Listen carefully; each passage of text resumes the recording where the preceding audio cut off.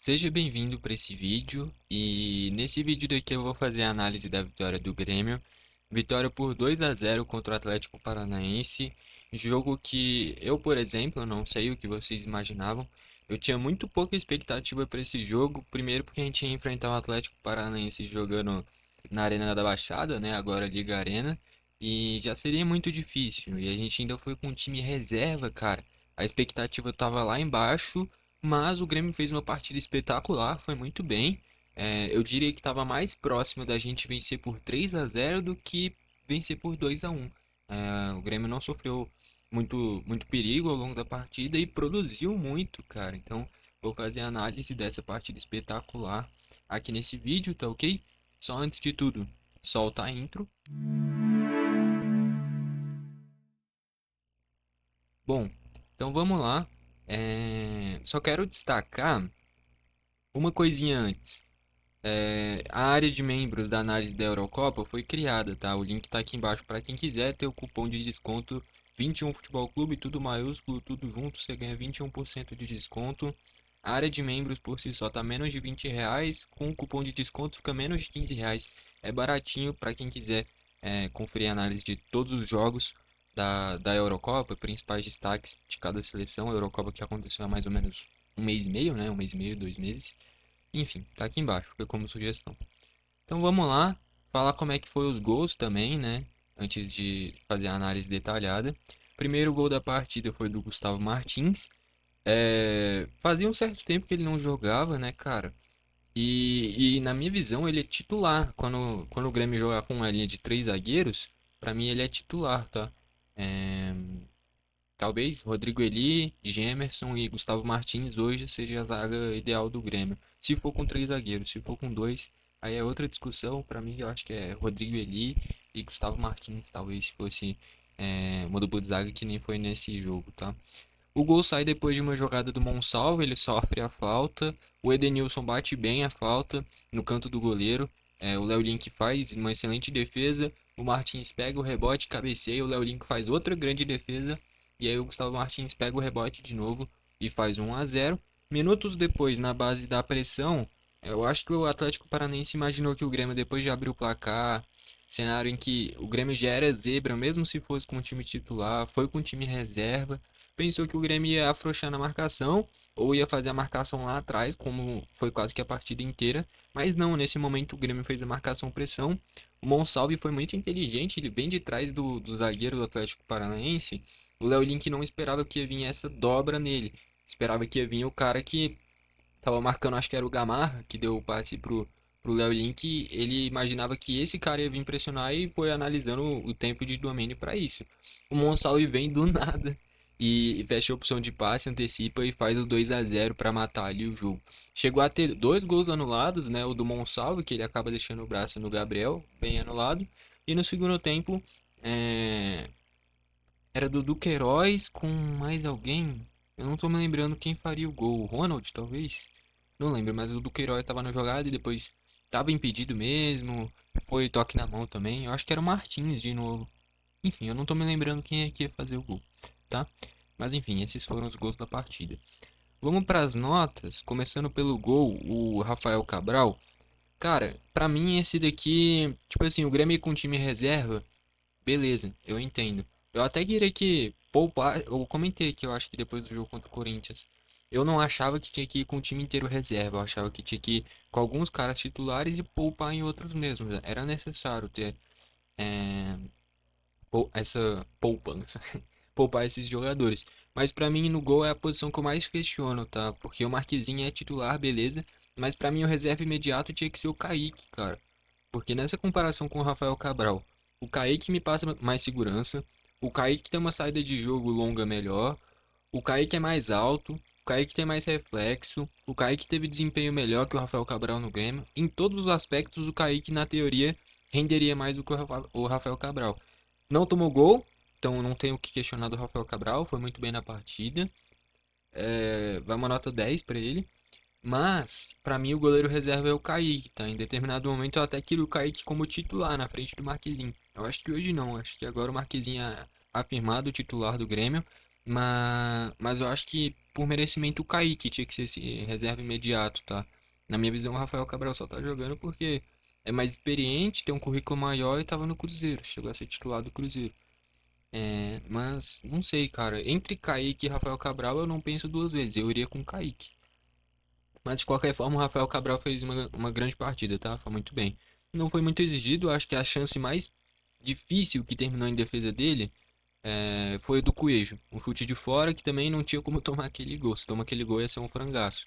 Então o Atlético, perdendo quase que a partida inteira, não conseguiu gerar chances perigosas, cara. Que nem eu falei no início do vídeo, era mais fácil o Grêmio vencer por 3-0 do que tomar um golzinho e perder e vencer por 2-1, tá? Então foi uma partida que o Grêmio trouxe muita segurança, não necessariamente com muita troca de passe, com muito tempo de posse de bola, mas nesses contra-ataques muito efetivos, né, cara? Enfim, então vamos 10 para o Rafael Cabral. Na direita, o Fábio deu um passe espetacular para o Monsalve no primeiro tempo, que se o Monsalve dar aquele cortezinho, o zagueiro passava reto, era só ele tirar do goleiro e fazer o gol. Ele acabou finalizando um pouquinho antes do que deveria, e acho que era o Kaique Rocha que conseguiu chegar a tempo de cortar o chute dele. É, Ali eu acho que ele poderia ter dado um cortezinho, o zagueiro ia passar reto e aí ele fazia o gol. Mas de qualquer forma ele vai muito mérito pro Fábio, com um grande passe. E no geral o Fábio foi muito bem na partida. Muito bem na armação, principalmente com bons passes. E também foi bem na parte defensiva, porque se a gente olhar, o Julimar não fez nada praticamente. O Zapelli, quando caiu por esse lado, não fez nada. O Esquivel estava mais atrás nessa linha de três, mas em determinado momento subiu mais e também não fez nada. A Acho que a única ponderação que eu deixo é aquela chance que o Julimar chega em boa condição e chuta em cima do Rafael Cabral. Ali talvez o Fábio possa ter errado alguma coisa, não confesso que eu não prestei muita atenção. Mas no geral o Fábio foi muito bem, tá? Pra mim é incontestável, o João Pedro é o titular, beleza? Mas o Fábio é um bom reserva. Achei que fez uma boa partida. Vai uma nota 10 também. O Gustavo Martins espetacular. Se o cara é zagueiro, faz gol e o time não tomou gol também, o cara é provavelmente o craque da partida. Não tem pra onde fugir. Ou é o Gustavo Martins ou é o Monsalve. Um dos dois é o craque da partida, não tem como. Eu ainda vou decidir isso aqui ao longo da análise. Eu confesso que eu não tenho certeza ainda. Enfim, o Gustavo Martins muito bem, que nem eu comentei, pra mim é titular do Grêmio, tá? Hoje o Martins na minha frente tá na minha frente. Na minha visão, tá na frente do Kahneman, porque o Martins é mais rápido, o Martins é eu não sei se é mais alto, mas talvez sim, tá? Mas ele é mais rápido, ele é mais novo, ele tem uma saída de jogo melhor, ele não dá tantos botes errados quanto o Kahneman faz às vezes. Então, pra mim, o Gustavo tá na frente do Kahneman. Na minha visão, tá na frente do Jeromel. O Martins tem uma saída de jogo melhor, o Martins é mais rápido. Então, nesses quesitos todos, o Martins ganha. Enfim, pra mim, se for a dupla de zaga como foi contra o Atlético Paranaense, eu diria que a grande surpresa que eu tive não foi o time reserva, foi o fato de largar os três zagueiros nessa partida, porque o Grêmio vinha jogando com três zagueiros, na minha visão vinha rendendo muito bem, porque o Grêmio não é uma equipe que em alguns momentos já disseram de troca de passe e tal. Não, esse não é o Grêmio de hoje em dia. O Grêmio de hoje em dia é um Grêmio que tem muita garra, muita dedicação na marcação e busca as jogadas individuais lá na frente. É isso, tá? Vem dando certo, ainda bem. Mas isso de triangulação, troca de passe, é, não é o Grêmio, tá ligado? Então, esses três zagueiros eu venho gostando bastante, venho trazendo muita segurança, tá? O Renato optou por ir com dois dessa vez. Não sei se pro jogo contra o Corinthians ele vai de novo com dois ou ele vai com três.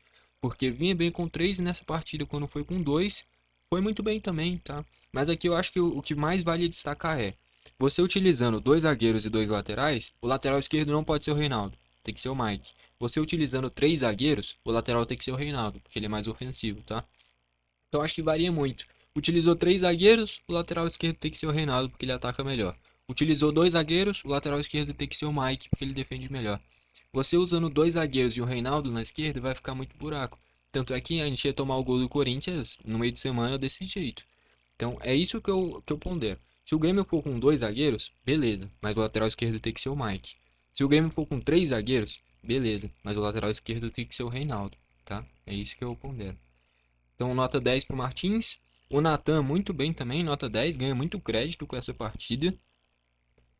Na esquerda, o Mike espetacular, cara. O Mike também fez uma partida muito boa, defendeu muito bem. Tanto é que o Nicão tava sendo vaiado, cara. O Nicão não acertava nada. O Mike marcou ele muito bem.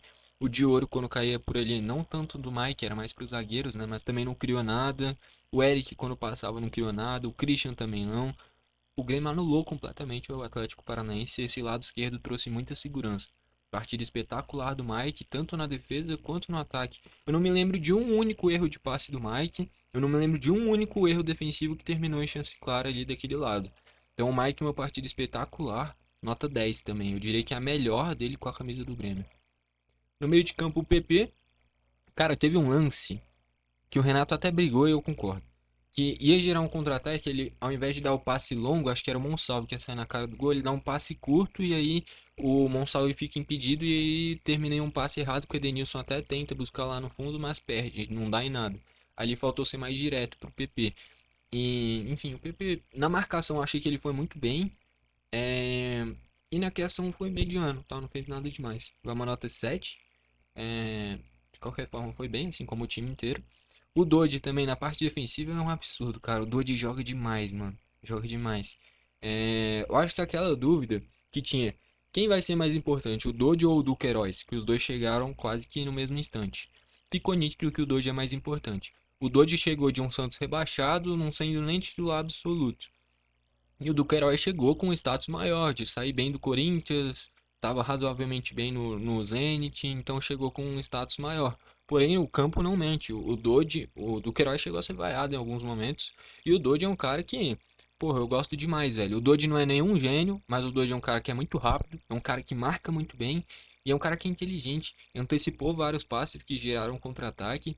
O Atlético Paranaense, quando o Grêmio estava nessa linha baixa, vinha tentando esmagar. Na hora de infiltrar um pouquinho para ter um pouquinho mais de chance, o Dodge antecipava, o Monsalve ajudava na marcação, o Edenilson ajudava na marcação. A marcação, num geral, do Grêmio, não só da linha de defesa, do time inteiro, foi espetacular, cara. E não era aquela marcação de você ir atraindo o adversário. Era aquela marcação em bloco baixo, mas buscando antecipar os passes do Atlético Paranaense. E gerou muitos contra-ataques assim. Faltou um pouquinho mais de capricho lá na frente. Se tivesse caprichado mais, a gente estaria falando de um 4-5-0 aqui. O Grêmio foi muito superior a partida inteira contra o Atlético. Eu vou trazer as estatísticas aqui daqui a pouco. Provavelmente o Atlético teve mais posse de bola, mais passes, talvez mais escanteios, mais chutes, mas os chutes não foram perigosos, os passes eram muito pro lado e o Grêmio era nessa ligação direta, dando muito perigo, bola na trave, dois gols anulados, muito superior. Enfim, e esse meio de campo foi muito bem. Eu acho que aqui que eu acho que é o que pesa pro Renato ter ido com dois zagueiros. Porque quando o Grêmio vai com três zagueiros, ele usa dois volantes o Vila Sante e mais um, às vezes o Carvalho, às vezes o Dodge, às vezes o PP. Agora que ele foi com dois zagueiros, ele encheu de volante. Foi com o Dodge, foi com o PP, foi com o Edenilson mais aberto, o Natan na construção. Então, muito cara de meio de campo para preencher esse espaço. Quando ele volta com três zagueiros, ele vai colocar mais cara de velocidade. E aí teria dois pontos ao invés de só um, como foi o Gustavo. Dá para ele mexer bastante. O Grêmio agora, o Renato não pode reclamar de falta de opções, tá muito bem servido. O Dodge vai uma nota 9. Eu gosto demais dele, cara. De verdade. Enfim, o Gustavo eu achei que ficou abaixo, tá? Ele não vai poder jogar a volta contra o Corinthians, vai fazer falta por conta desse escape de velocidade. Enfim, acabou não fazendo uma grande partida, dá uma nota 6. O Nathan, cara, eu achei que ele fez um excelente primeiro tempo. Não foi muito decisivo em passes perigosos, em chutes, assim, eu acho que ele não chutou nenhuma vez. Mas deu pra ver a qualidade dele, né? Num gramado bom assim, ele conseguia prender bem a bola, raramente errava passe. Enfim, o Nathan fez um bom jogo, vai uma nota 7. O Edenilson também, um grande jogo, cara. Se a gente buscar aqui algumas chances do Grêmio, cara, a cobrança de falta dele no segundo tempo é um absurdo. Foi perfeito. O Léo Link fez uma defesa espetacular, que depois a bola bate na trave e aí tem o gol anulado do Grêmio, né? Absurdo aquele chute. Depois teve, antes ainda, né? Teve um chute fora da área para uma grande defesa do Léo Link. A cobrança de falta que deu o gol do Gustavo Martins foi uma excelente cobrança do Edenilson. Só aqui eu já falei três chutes a gol, é um número bem alto. Enfim, o Edenilson fez um grande jogo, tá? Vai uma nota 9. E no ataque o Monsalve vai uma nota 10, cara. Que, pô, muito bom jogador. conduz muito bem a bola, prende muito bem a bola, bom passe, bom chute, rápido, habilidoso. O primeiro gol sai de uma falta em cima dele, o segundo gol é dele, depois ele tem um gol anulado, e gerou muito perigo. O último lance do primeiro tempo é um excelente chute em outra grande defesa do Léo Link. Então, o Monsalve diferenciado, tá? Eu diria que não para titular no meio de semana, porque eu acho que tá, eu não sei se o Renato vai querer ir com dois zagueiros. Eu acho que ele vai com três e eu acho que é o correto. Que o time titular tá entrosado com três zagueiros mesmo. É, não sei, de qualquer forma varia muito. Dá pra ele explorar muito repertório nesse time. Dá pra usar dois zagueiros, três zagueiros, lateral ofensivo, lateral defensivo, ponta rápido, ponta mais de criação. Tem muito repertório. Dá pra usar o Monsalve de falso 9, dá pra usar o Monsalve mais aberto. Enfim, vai ter muita opção. O fato é, agora o Grêmio tem dois grandes meio-campistas barra falso 9, né? Que é o Cristaldo e o Monsalve. Se quiser, dá pra usar até os dois. Se ele usar nesse tipo de escalação, daria pra usar o Monsalve na função do Nathan e o Cristaldo na função do próprio Monsalve, e os dois trocando de posição. Se ele quiser, ele poderia fazer isso contra o Corinthians. E eu acho que o Monsalve ganha muito crédito porque fez uma partida espetacular, que nem eu falei. Estatística: 18 chutes do Atlético Paranaense sendo 3 a gol, que nem eu falei, um volume de chutes alto até. Mas aí a gente olha aqui, só 3 a gol. O Grêmio deu 8 chutes, menos da metade do Atlético Paranaense. E deu 7 a gol, que é mais do que o dobro do Atlético. Então o Atlético gerou volume de jogo, mas não gerou perigo.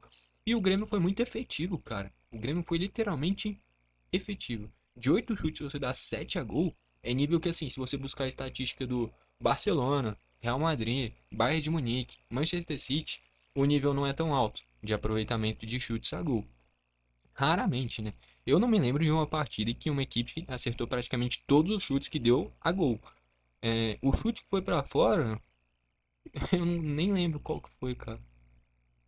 Nem lembro. Todos os chutes que eu tenho na minha memória que foram a gol. É que eu não tô conseguindo pensar em qual que foi pra fora. Mas enfim, é... isso daqui mostra muito da conversão de finalizações. E normalmente, ainda mais quando você vai com um time reserva, a probabilidade é de abaixar essa conversão de chutes a gol, porque naturalmente o nível na teoria abaixa, né? Mas não, os jogadores foram muito bem e mostra que nem muitas vezes falam, o Grêmio não tem um time titular, é muito do que o...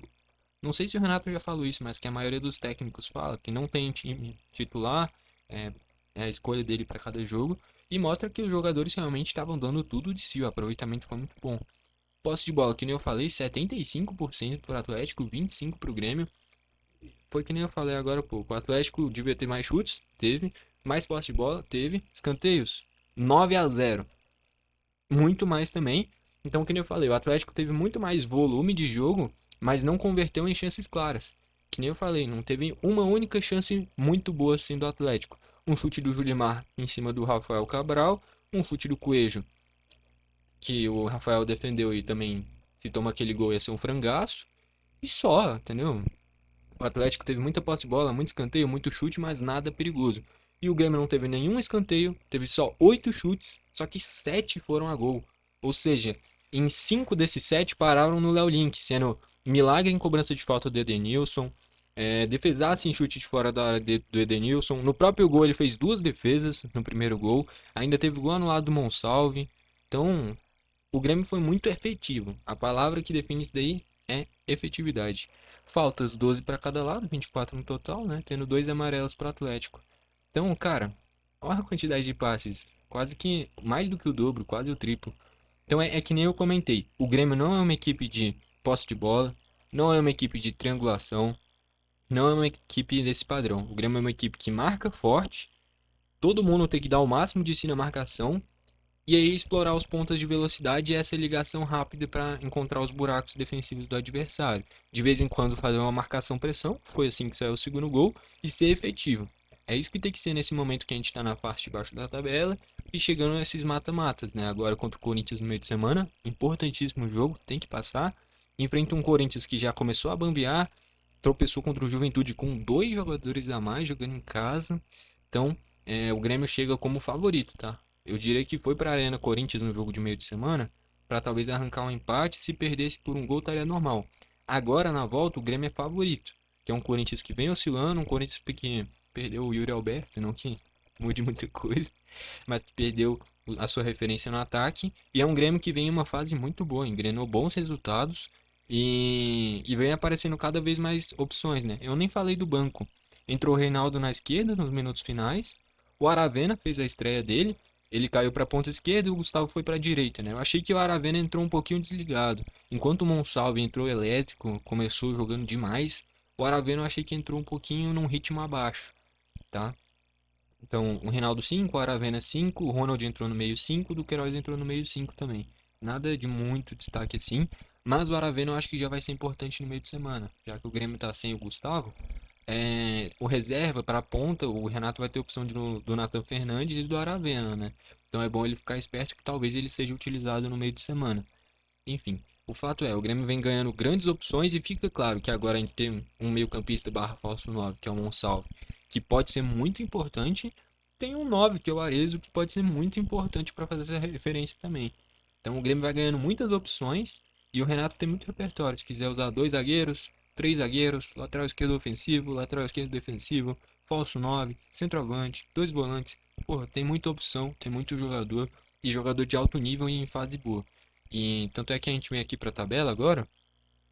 O Grêmio já está na 14ª colocação, 21 pontos. É que nem eu comentei recentemente aqui no canal. Brasileirão é questão de momento. Você engata 3, 4 vitórias seguidas, você já olha lá para cima, tá bom? Então, se o Grêmio vence mais duas seguidas, por exemplo, já iria para 27. Com 27 pontos, o Grêmio já está em décimo. Lógico, sem contar a pontuação que os adversários podem fazer, tá?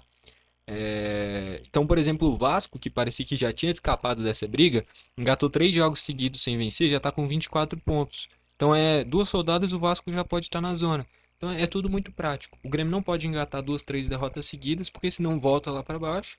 Engatando duas, três vitórias seguidas, já olha lá para cima. Olha o Fluminense aqui. O Mano chegou, o Thiago Silva arrumou a zaga, o André arrumou o meio, com o Elias metendo gol. Ganhando tudo de 1-0, já tá um pontinho de fora da zona, sendo que era uma equipe que tava lá embaixo afundada. Então o futebol é muito dinâmico, que nem eu já comentei recentemente aqui no canal. Engatou duas, três vitórias seguidas, você tá em outro campeonato, cara. Engatou duas, três derrotas seguidas, você olha lá para baixo de novo. Então, o momento do Grêmio é muito bom e a gente tem que aproveitar isso. Passar na Copa do Brasil e engatar uma sequência interessante. Craque da partida vai pro. Putz, é muito difícil, cara. Porque o Monsalvo participa dos dois gols, sofrendo a falta e fazendo. Depois ainda tem um gol anulado. Jogou demais. Só que o Gustavo Martins, cara, o cara é zagueiro. Não tomou gol. Marcou muito bem. E ainda fez gol lá na frente. É muito difícil, cara. Vai pro Gustavo, tá? Gustavo, o craque da partida. Mas fica esse destaque, ainda mais para um estreante, ganha mais crédito ainda. Primeiro jogo dele já mostrando que tá entendendo bem como é que é o estilo de jogo do Grêmio. Os dois, os maiores destaques, mas aí vale destacar o Natan muito bem, o Mike espetacular muito bem, o Dodi muito bem, o Edenilson muito bem. E esses dois os maiores destaques, o Monsalve e o Martins, lógico. Vamos pegar aqui a sequência de jogos do Grêmio, cara, pra gente entender um pouquinho, é, bem rapidão aqui, qual que é o cenário dos próximos jogos do Grêmio. Tá, deixa eu colocar aqui, beleza, arrastar aqui pra esquerda. Próximos jogos do Grêmio. Contra o Corinthians, jogo de volta da Copa do Brasil. Venceu, ganha ainda mais moral. Depois fora de casa contra o Cuiabá. Que nem eu falei de momento, o Cuiabá vinha bem, do nada começou a parar de vencer. Já tá lá dentro da zona de rebaixamento, confronto direto importantíssimo. Depois é o Fluminense, Libertadores, outro jogo fundamental, importantíssimo. E aí o Bahia é um jogo muito difícil, o Bahia vem numa fase oscilante, é verdade, mas tem muitos jogadores bons. Mas os três principais são esses daqui, né, cara? Corinthians, Cuiabá, Fluminense. Lógico, o Fluminense de volta aqui também. E aí eu acho que talvez possa até poupar alguns jogadores contra o Bahia, cara. E depois já é confronto direto com o Criciúma de novo. Então, essa sequência do Grêmio vai ser difícil, vai ter que utilizar bastante o elenco, tá? Utilizar os jogadores que foram contratados. Beleza? Eu acho que é isso então. Gostou do vídeo? Deixa o like, não gostou, deixa o dislike. Quero que você comente duas coisas aqui embaixo. Quer dizer, fica à vontade para comentar o quanto quiser, mas principalmente quem foi o craque da partida para você. Eu falei, para mim foi o Martins, né? Porque zagueiro que não toma gol ainda faz gol lá na frente. Para mim foi ele, se não fosse ele, para mim seria o Monsalvo. Mas comenta aí embaixo para você quem foi. E a outra coisa, é... se você acha que a gente passa do Corinthians no meio de semana. Eu acho que agora a confiança voltou pra gente e do Corinthians a confiança tá abaixando. Lógico, é jogo. A ida ficou 0 a 0, então é basicamente jogo único. Venceu, passou, empatou, é pênalti. Então é um jogo que vai ser muito complicado, lógico. E eu quero saber a sua opinião. Você acha que a gente passa, a gente se complica? Enfim, espero que a gente passe. Bom, foi esse o vídeo, valeu e falou.